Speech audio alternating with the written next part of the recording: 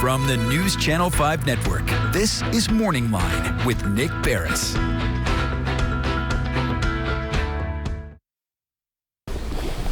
Good morning, everyone. Thanks for joining us on Morning Line. I am Nick Barris. It is a Wednesday. Don't go outside. It's going to get hot today.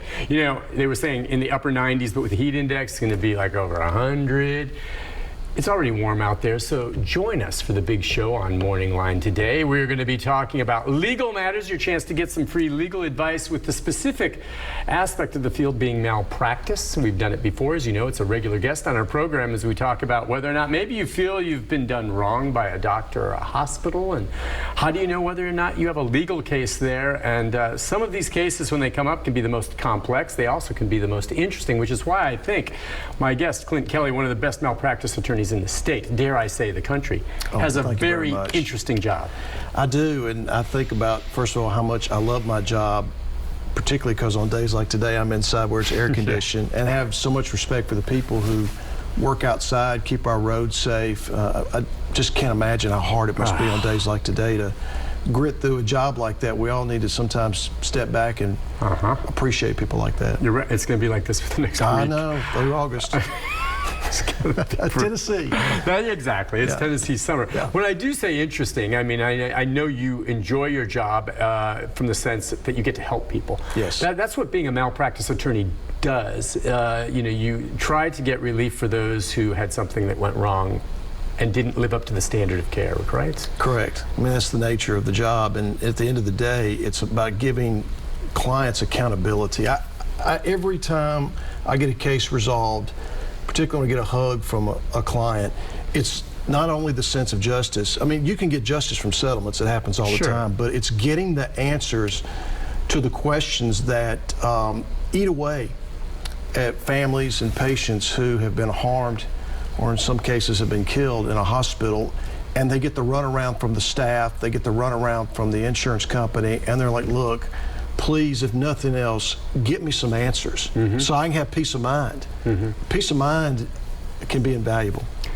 You know, I've heard from several people, because they know that we do the show and watch this, and I've referred cases to you that come through the newsroom to me, and we get those, and it's the very thing. They're just looking for answers sometimes. It's not always people thinking, oh, I'm looking forward to making a bunch of money on this or something like that.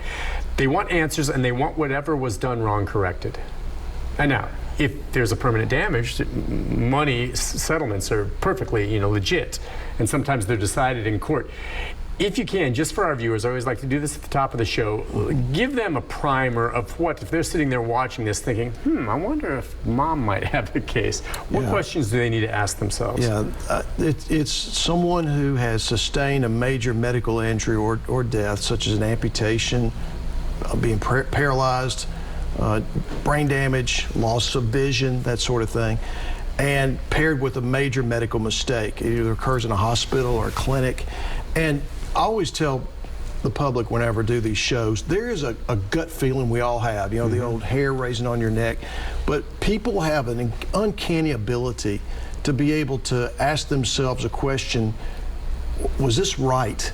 Did this go down correctly? Particularly in 2022, modern medicine has advanced so far to the point where when people die under circumstances that are suspicious or people get badly injured and the answer they're given by the staff, and you can usually tell when the staff don't really open up to you and tell you what happened, but they look down the floor or they're looking away or they don't want to respond to you, those are clues that something went bad. And so the question becomes then, was it a violation of the standard of care, which basically the standard of care are rules that apply to the medical profession, that apply to nursing or other healthcare providers. Everyone has rules. I've got rules. You've got journalistic rules. When you violate those rules and it causes a bad injury, then you have what we call a healthcare liability case. Can you give folks an example of one of the, say, more common types of cases that sometimes bring you into the picture? Sure. I mean, one of the most common cases, unfortunately, too common, are patients that go to the hospital and they're either waiting for surgery or they've had surgery and they haven't had proper blood clot prevention methods. Nowadays, we can give patients shots that thins the blood. Right. The reason that that's done is if you get a blood clot and it travels from your leg to your lungs, it can kill you.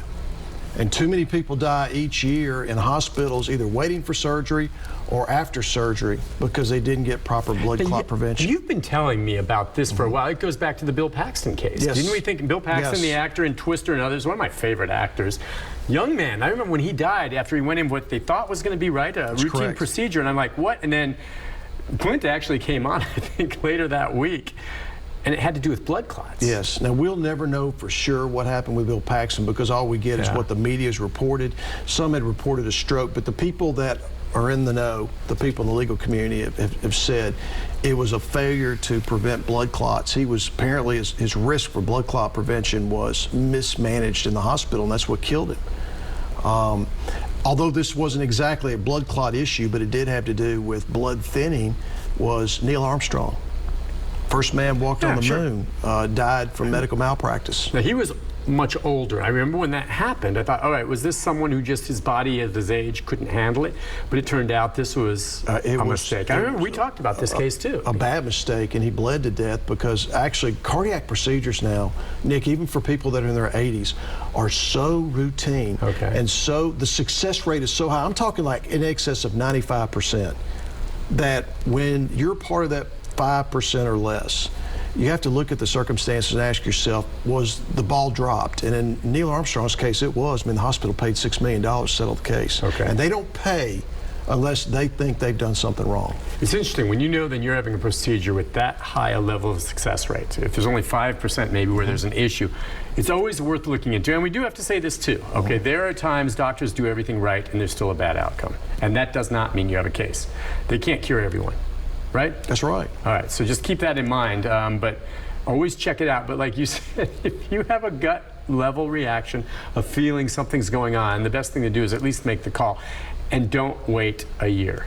Correct. You've got, in Tennessee, 1 year from the date that you discover always hit that. The injury as a result of wrongdoing. And Tennessee law is very strict on this point. As a matter of fact, Nick, I turned a case away on Monday with a guy whose eye injury in the emergency room was completely botched. And he's going to go blind in that eye. And he sat on the case for 18 months before he called me. And he knew the day after he got out of the emergency room because a subsequent eye doctor told him this was not handled properly in the emergency room. Now, he thought he was going to get better.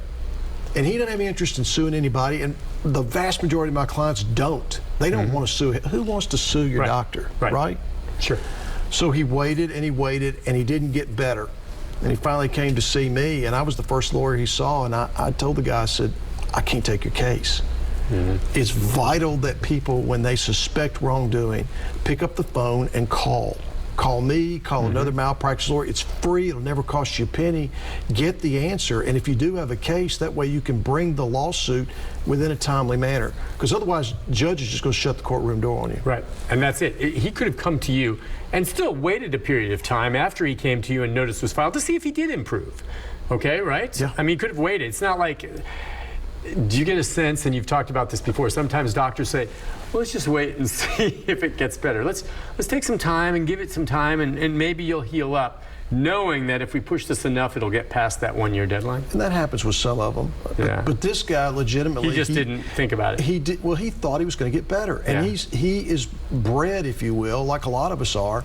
We just don't like filing lawsuits, and so he was like, I just want to get better. And after 14, 15 months, and he's not getting better. He starts talking to his friends refer him to me.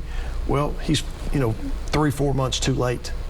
This made me think, I'm just curious, is there a guidebook that tells you, depending on what is injured, what it's worth? What's an eye worth? There's not a book, but there is a source. There are, in fact, several sources where you can go online and look up verdicts for loss of a leg, loss of an eye, loss of hearing. What? Really? Correct. And there are some settlements that are also reported. Most settlements are confidential, but what lawyers do, what I do, I'll report the settlement, but I don't put the names in there. But I'll say this is what the case is worth, because that's how we share, those of us that do this work, that's how we share with each other what values insurance companies and lawyers are putting on these injuries or death. And death has a lot of different variables in terms of what the patient's job was, whether they were married, kids, that sort of thing. But there is data. It's not perfect. It's not like workers' comp where you've got a grid, but there is data that you can use to value what a case is worth. And there are times when we try cases simply because we can't agree on what the value Yeah, I was going to say, so you guys accumulate information based on precedent in other cases, and you look at that. Insurance companies, though, probably also have a similar, this is what we may choose to pay out if we're held responsible. Their data's better. Okay, but as you said, it doesn't always match. The insurance company may come with you and say, okay, he lost his eye, we're going to pay you such and such amount, and you're going to go, are you kidding me, for someone losing an eye? No, I will seriously listen to what the insurance company, medical insurance company says. These are smart people. What the contemporary value of an injury is. The problem I have is when the defense lawyer or the insurance company uses that data improperly. In other words, here's the injury, here's the data, but they score it down, you know, as opposed to here's what it's really worth. And we've had big disagreements over those types of things. Usually we can work them out. That's what mediation is for. 3/4 of my cases settle. And oftentimes it's because we come to a point where the value is not necessarily what I want, but it's not what the hospital or the doctor wants either, and that's probably the place where it ought to settle, where both sides aren't happy, but they can walk away saying this is reasonable. But sometimes you just have to try the case because the damage amounts are too far apart. All right, we're going to take a break on that note when we come back. We're going to talk about some specific cases. We're going to take some phone calls. Ann and others, if you're on hold, stay there through the break. When we come back, we'll get you on the air with Clint Kelly right after this. Stay with us.